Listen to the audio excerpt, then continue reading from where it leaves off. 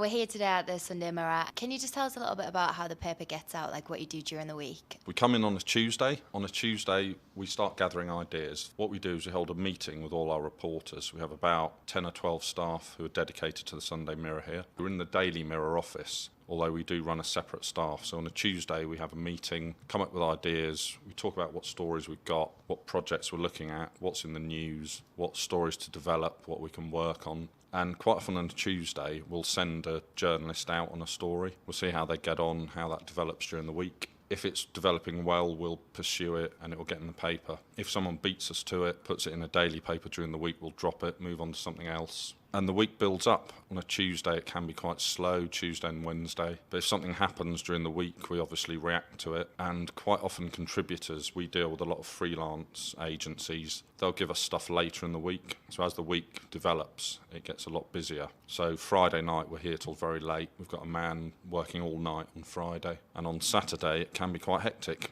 And we're obviously we develop into a daily paper on a Saturday, do all the breaking news, cover everything that's happening in the news on Saturday that's relevant to us. And then by Saturday night, we're all quite relieved and we've got the Sunday Mirror out. So you obviously work in quite an exciting industry. Can you tell me the biggest story that you've been involved in? On the celebrity side, probably the biggest story and the one with the biggest price tag was when Ozzy Osbourne, who was at the height of his fame with the Osbournes being a massive TV show, crashed and almost killed himself on his quad bike. And I went round to interview Sharon and Ozzy Osbourne, and it was 9 pages in the paper because it was all over the news. They only did one interview. They chose to do it with the Sunday Mirror. There's quite a hefty price tag on that. So did that story, and that was followed up by lots of people, and it was very good for the paper, the kudos of the paper to secure that exclusive. So that front was probably that one. But also, on a more serious note, I went to the Iraq War in 2003, went into the south of Iraq, sort of unescorted by the military, and covered that. So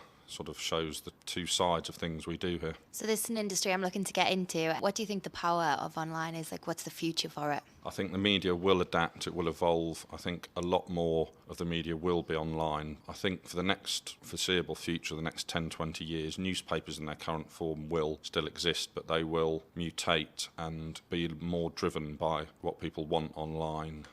Newspapers will have more of an online presence. I think online will start to take over in some respects of the news. News is obviously becoming a lot more instant, so that is having a big impact. And I think as things tend to happen in the rest of the world, we'll tend to follow what happens in America, where you have sort of specific websites that are showbiz-driven, sport-driven, which will appear online. But I also think that people will be charged to access online content a lot more than they are now, because it's a bit of a free-for-all at the moment, whereas I think in the future that might be more strongly regulated. So here at the Daily Mirror, or the Sunday Mirror, it's the Daily Mirror offices, it's quite amazing to come up here. There's all the tall buildings. Like, do you get a buzz from working here in this part of London? Yeah, it's a very dynamic area to work. Obviously, as you see, it's very busy. There's lots going on. It's also a good place to meet people, and we obviously go out for drinks and lunch with people that give us stories, so this is a handy place to work. And it's also, with it being a buzzy area, it gives you a bit of a spring in your step when you come into work, and it's also easy to get to lots of places from here. So if I need to travel to central London, it's easy to get to from here, and if our reporters need to get to a lot of places, we can do it from here. We've got an airport up the road, so we can send reporters abroad from there, and it can all happen very quickly from here, and this is an ideal central hub, I would say. So just to wrap it up, would you encourage young people like me to come into this industry? Yes, I definitely would. I think journalism and the media has a great long-term future. I think,